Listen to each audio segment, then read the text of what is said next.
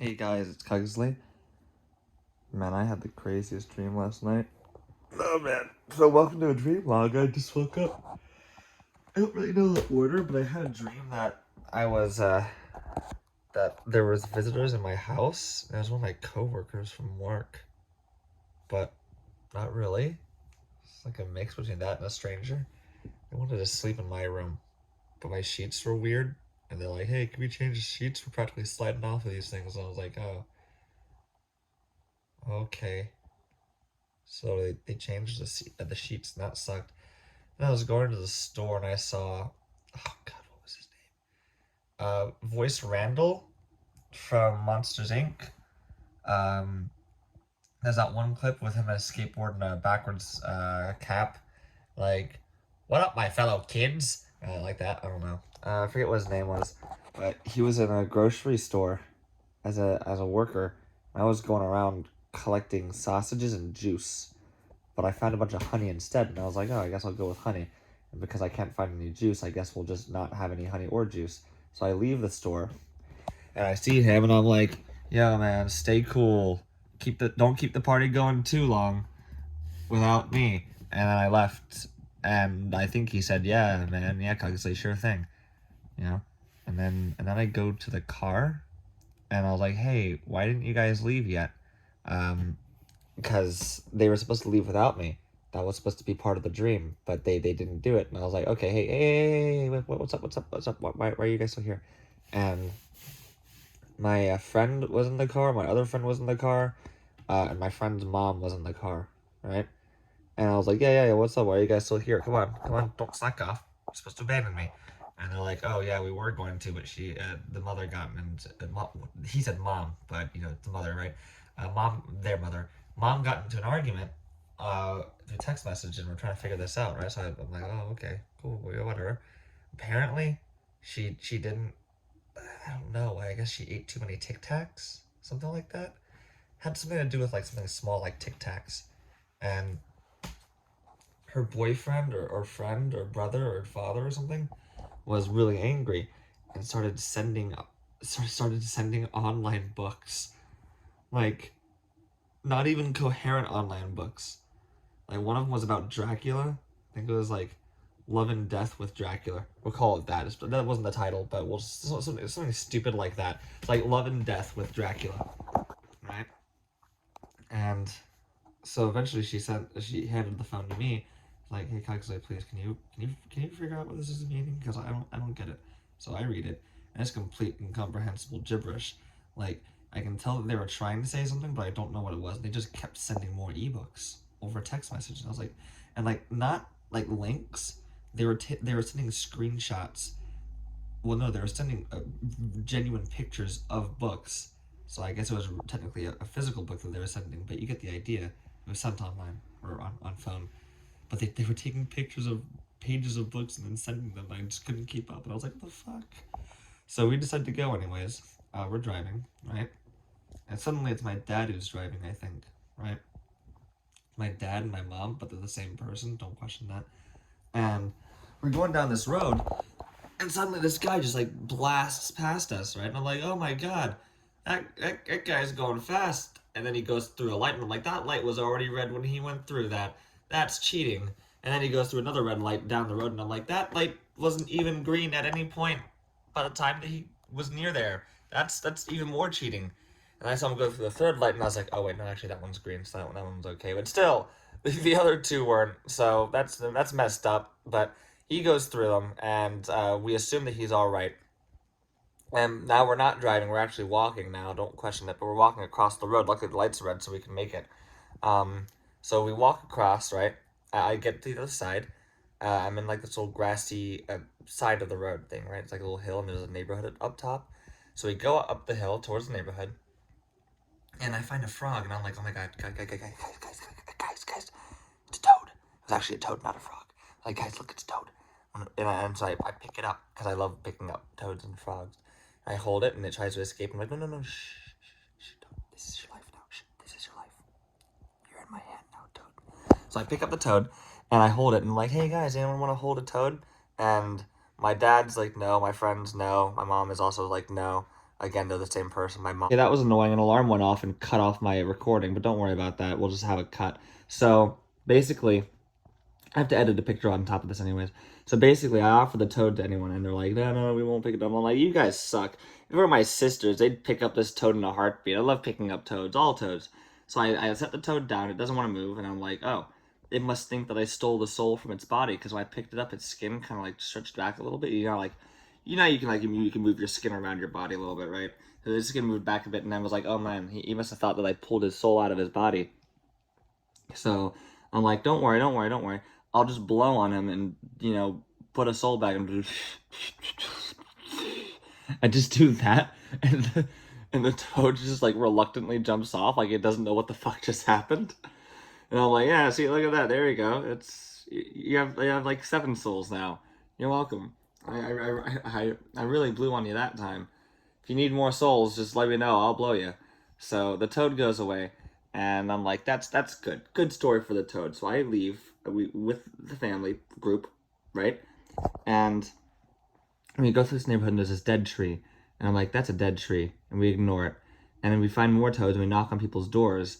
Because I'm like, hey, you, fix your door. It's broken. How could you possibly be inside and sleeping when there's a toad next to your house, and you're not going to pick it up? They weren't home. Or they were asleep, right? So eventually, and this is really weird, I'm suddenly watching a documentary about dog mutilation. Like, I'm not sure if this is like a thing on YouTube, but it's like dog brutally mutilated by yada yada yada, right?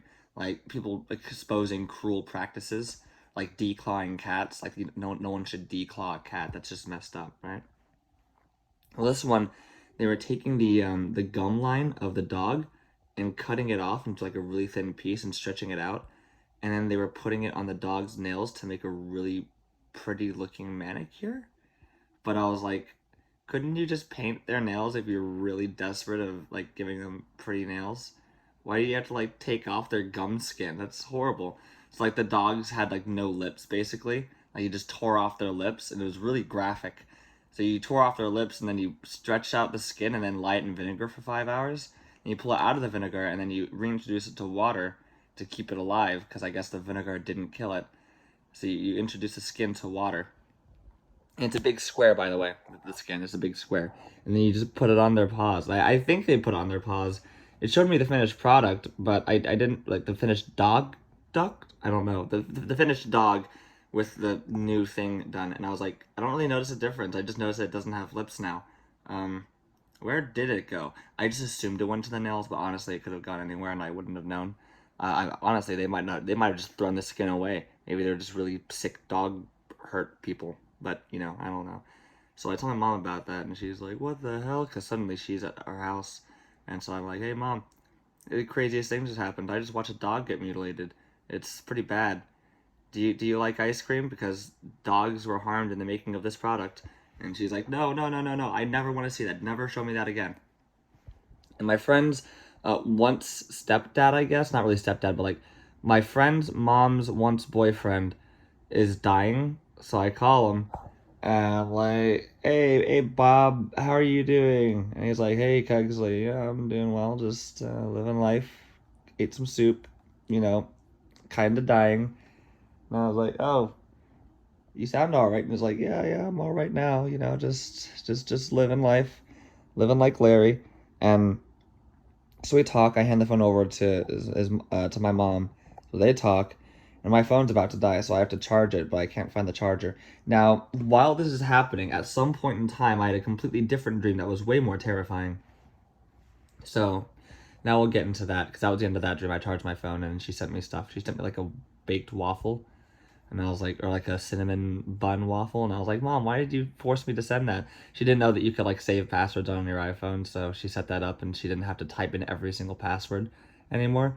So now previously, I mentioned the entire dream I had from this point. I don't really know when I had this one dream, but I know it was before this one that I just explained with the cinnamon bun waffle in the phone. So at one point, right, I was with a friend, and it was like, Huxley, you want to go underwater? Don't worry, I have like a breathing apparatus. So I go underwater, and he leads me to this underwater like shipping container kind of thing, We go in there, we close it, but there's no air inside. It's a vacuum though, kind of like like there's no water in there, but there's also no air, right? And for some reason, the water's not going into the container, even though the doors were open. But point is, and then he closed the doors, and I was like, oh, okay, that's better. But the point is, there's no air, right? And I'm like, hey, man, I only have what's in my lungs, and I'm spitting it out right now. How do I turn on the air? He's like, oh, yeah, you just, go over there and press this button, floods air into the container. And it's like, oh, okay, cool. Just go over here. I pressed the button, and I was like, okay, yeah, that's better. And I actually had two friends in there. It was him and another person who kind of tagged along. And I was like, oh, cool, cool, cool, cool. So we're watching movies in his little underwater hideout, right? And suddenly it's like a huge house. Like there's like an underwater shipping container mansion. Or like a 2-story shipping container apartment, I guess, really. And so they're watching a movie and they're like, hey. And I was like, hey, I mean, this is cool and all. I kind of want to leave. And my mom comes down to the shipping container underwater. And so does my grandma. And my grandma notices some leaking. And I was like, what, leaking? He's like, yeah, don't you see it right there? There's water dripping. I was like, oh, so I get a ladder and I look up at the ceiling and I was like, huh, this paint here is like dissolving. Like it's about like there's water dripping through it. I was like, oh, that's not good. Oh, that's bad. So I'm nervous now and I'm like, hey man, there's some water leaking here. We're like 200 feet underwater.